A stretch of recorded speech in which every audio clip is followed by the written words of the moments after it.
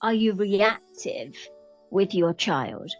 Do you react with your partner? Do you react with family members? Do you react with friends? Sometimes the words that are said poke us, so we have to then deal with those things that have been said. It takes us ages. We feel offended. We feel upset. We feel angry. We feel resentful. What if I could show you how to not be poked, upset, or pulled along by what somebody else says or does, including your child? My name is Lindsey Capp. I am an emotional intelligence profiler, but what I really specialize in is how to heal traumas that we are not aware of and them stop going from us to the next generation. Healing generational trauma is something that will change the world if we are willing to look and learn.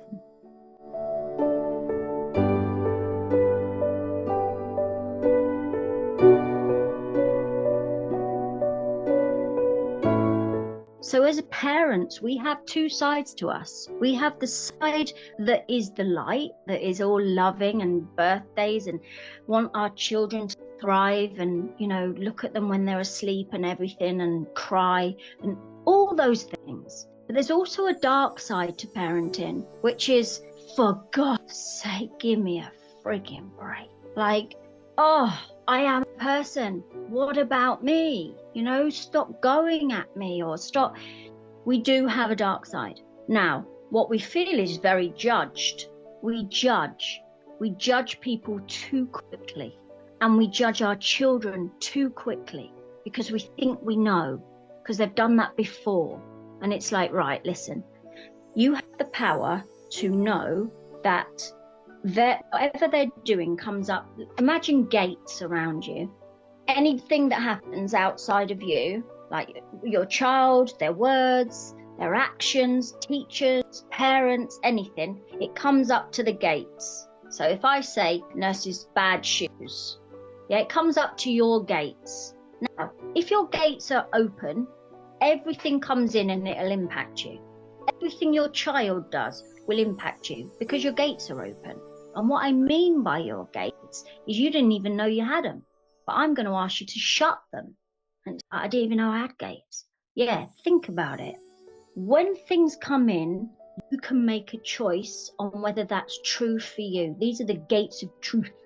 And you decide whether that's true for you and you're letting that in, or whether it's going to hit your gates and go back and be their truth. So your truth is this side of the gate. Everybody else's truth is that side of the gate.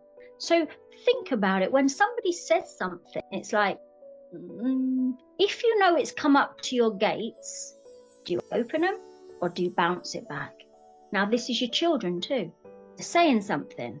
Are your gates just wide open and it's like, it's like, oh my gosh. Well, that's because you do not use your gates effectively, and your gates are your emotional intelligence. Your emotional intelligence will now say to you, hold on a second, how come? What's up? It's not personal if there's space.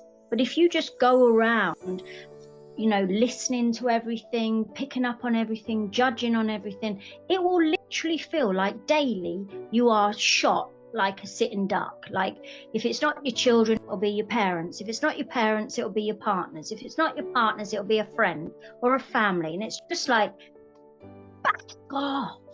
How come every day it's something? Well, it's because you haven't been taught to use your emotional intelligence in putting I call it a space. It's a pause. Rather than be reactive, we want to find the pause. Now, this is bloody great in teaching, but you put it in actual action, it's like, I still struggle to find a pause at times, and I'm very well rehearsed and practiced. It isn't about being perfect. It's about you do have a choice. Even if you catch it 1 or 2 times, that's 1 or 2 times more than you are now in unawareness. We are not looking for perfection. We're looking for choice, because in choice you feel free. But without choice, you literally feel pinned down, and then you are highly reactive. So if you know you have a choice to pause and go, bad shoes, and then you go, how come?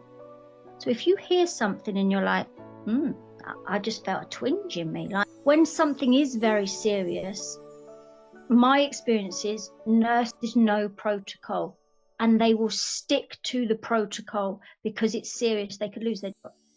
So I see it as rigid. It's like, no, you can't come into this bit, or no, you can't. It's like, you're not even listening to me. You're just telling me no. Now, that's what children feel like a lot with parents. No, stop it. They're like, oh, say it. Why are you not listening? I hate you. Or, oh, you're so unfair. You're horrible. You see what I mean? Because they're in emotional states. Now listen, your horrible comes up to your gates. And if you don't have your gates shut, you have them open, which is your emotional intelligence, it will hit you right here that you're horrible. And you'll be like, don't talk to me like, don't say that. That's not very nice. What? And you'll just play in the mud, and it's horrible. You're just all getting all dirty, and it's just a waste of your time. What you want is, hey, shut your gates. Let the words come in. I hate you, or you're horrible, or you're so mean.